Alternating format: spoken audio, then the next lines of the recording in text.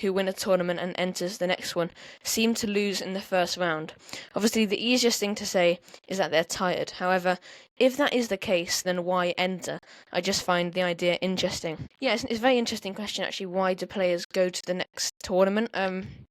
I've got a few examples of that happening. Anisimova, she won Doha a few weeks ago. Then she loses first round this week in Dubai. Ostapenko made the finals in Doha, lost the first round in Dubai. Fonseca wins Buenos Aires, loses first round to Muller in Rio just last week.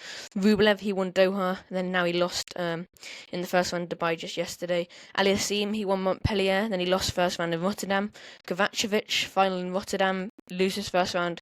Final in Montpellier, loses first round in Rotterdam. McCartney Kessler, earlier in the year, she won Hobart and then she lost the first round of Australian Open.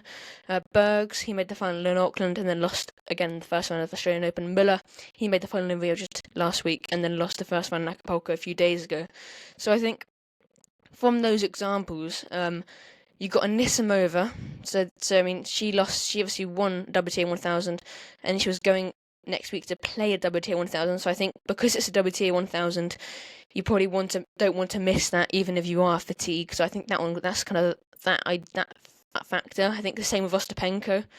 Fonseca, he won Buenos Aires and then went to his home country to play a tournament in Rio. So I think that explains that one. I think you would obviously want to play in your home country. Come to us. I mean, his homecoming there in Rio was ridiculous. Rublev's a bit of a different one, actually, because obviously he won Doha, lost in the first round of Dubai. He doesn't have any points to defend there because he obviously got disqualified from it last year. So that's the only exception. I think you got Aliassime. He won Montpellier and then lost first round in Rotterdam. Again, he's not doing too well, so maybe he wants to keep his momentum rolling. Kovacevic, he's like a lower ranked player, so wants to as well keep his momentum rolling, keep the points going. Kessler, obviously she's playing in the first round of Australian Open, so that's another big tournament. Bergs, Australian Open as well, a big tournament, you don't want to miss it, even if you are fatigued. And Muller's the other one that's an exception, but then again, he is a lower rank, so probably wants to push for the rankings. So I think the main points are either playing the next week, even if you're fatigued, because it's going to be a big tournament, like we saw with Anisimova, Ostapenko, and the players in the Australian Open. Or you're going to a home country where you don't want to miss that, or you're a lower ranked player and want to keep the momentum rolling, keep the points rolling. But it's a very interesting argument because, as I said, all of those players that did it lost in the first round. Surely you'd want to take that time, maybe to go home, maybe to reset, maybe to refocus. Get some rest and then go to the next few tournaments pumping and on huge confidence instead of wasting that confidence in the next tournament where you lose first round. I mean, it is an interesting point and something I don't really have a definitive answer to, unless obviously it's a big tournament, your home country, or you're a lower ranked player. Yeah, I maybe have that answer because maybe not a very definitive answer, but there's definitely some sort of answer and argument for that because I feel like imagine you've just won a 250 or a 500, right? You know the amount of energy and the amount of high you feel after that. You've just got 250 points. You've got the trophy. You've got the prize money. You've got the title. Your name's in the books there for that tournament and for the tennis history. So you're thinking, or this is what I would be thinking. I'm thinking, yo, okay, I'm on such a high. Let's keep this rolling. Let's keep this going. I don't want to drop. I don't need to go any higher. So just keep playing tournaments. What are you thinking? That's what I'm thinking. Like, yeah, but you can keep that momentum rolling in the next few tournaments. Take a week's rest, and also lots of players have spoken about the kind of the high that you've got into the last few stages. You're the last few players in that tournament. You've won it, and then there's no one there. It's such a high. It's the biggest, probably one of the biggest moments of your career, like you say. And then going to the next week to a tournament just a few days later, and you're like everybody else in the first round with 32 or 64 other players, and you have to mentally reset like that. I mean, lots of players have spoken about that being very tough. I mean, I know Bublik spoke about it, saying that he just couldn't do it after he won Antwerp last year when he went to Basel. He just couldn't mentally reset. He couldn't. He wanted to celebrate that win. He went this next day to Basel and just mentally collapsed. So I think that, for some players, I guess they have the ability Mm. to reset and not celebrate, but and just reset, refocus onto the next tournament. But for other players, Yeah, like he was speaking to Rudd, and Rudd's like that won 2 tournaments in a row, back to back. Similar with Baez, he did that last year. And I guess they can just mentally reset and not celebrate that much, just have like a one night celebration and yeah, travel it matters. that Yeah, evening. yeah, it definitely matters for different Yeah, I players mean, because yeah, I feel like when you're going on such a good streak, maybe I honestly don't know why you'd want to.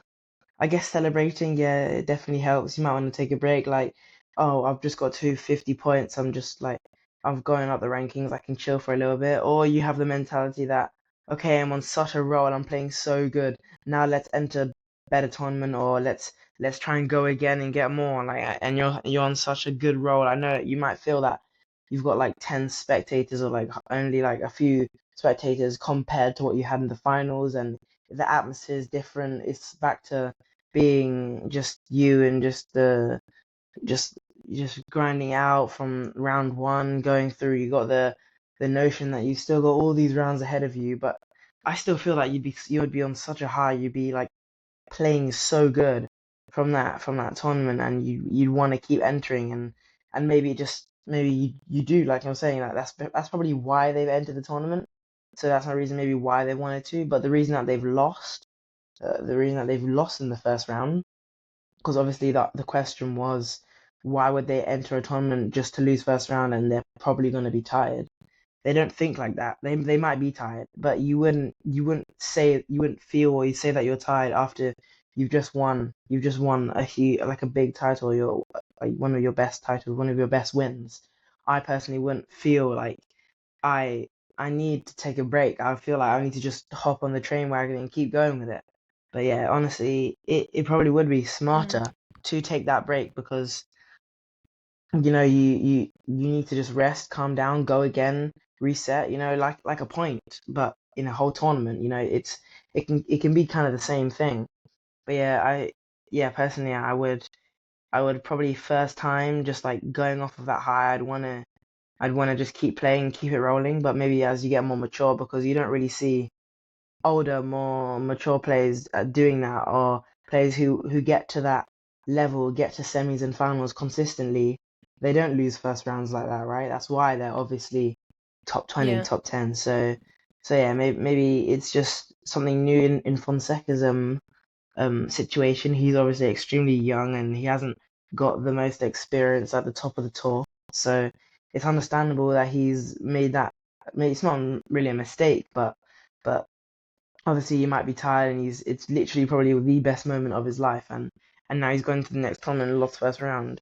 And you never know, you could be playing an yeah. insanely But I good think opponent. Yeah, you think but I think that's because obviously it was in Brazil and he's Brazilian. It's in Rio, so that's the hometown, you only want to tournament in play. Brazil. So yeah, Yeah, after just winning a tournament, and when he arrived there, the atmosphere was absolutely mental. So that's kind of understandable. And like I said, I think, like you say, I think it's either you want to keep that rolling, but for some players, that's that. For some players to keep it rolling, that's taking the next week off to break, to reset. Like we've seen with Draper, he pulled out of Dubai this week after obviously making the final in Doha. To kind of, he knows that he's struggled in his career with so many injuries that he wants to take his time. He's just had a brilliant result, getting to the final. Lots of third sets, which we'll come on to talk about after a few more questions. And I mean that's the one kind of type of player.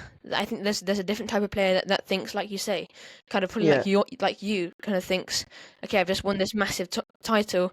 Let's go and replicate that. Let's go and win more, keep that momentum going, and play the next week where they might lose first round. I mean, we've seen obviously Sebastian Baez, Casper Ruud, there's countless examples of them winning back-to-back titles in weeks. So for some players, it can work like that, who just have the ability to reset mentally, even more than physically, because you know the players there are machines. Like they can do 2 weeks on the trot. Obviously by the final few matches, they are going to be struggling. But if they're physically like Baez is and like Ruud is, just physically very strong. Like Draper's not yet proved that he's injury prone. He's very much injury prone, so that's a difference for him. There are exceptions to that rule where people have pulled out. Müller, he won Hong Kong. He pulled out the next week in Auckland. Potapova, just a few weeks ago, she won Transylvania and pulled out of Qatar. Alexandrova, she won Linz a few weeks ago and then pulled out of Abu Dhabi. Shapovalov as well, and Rudd, they both made the final in Dallas and they both didn't play the next week. Fokina, he pulled out of Rio after making the final in Delray Beach. Humbert as well, he pulled out of Doha after winning Marseille. So there are examples of players taking that break, and I think most of those examples are where they've won a 250 or a 500 and then skipped a 250 the next week or skipped a 500 the next week, so they're not the highest tournament. So I think in answer to the actual question as to why they enter those tournaments, I think it's either because they're, a massive tournament that they don't want to miss. So in the case, it would be like, a Masters 1000 or a Grand Slam, or as you say, they want to keep the momentum rolling, or they're a low-ranked player and they just want to get as many points as possible in the form that they're in, or obviously they're going to the home town to play, tournaments in their home soil. So I hope that answers your question.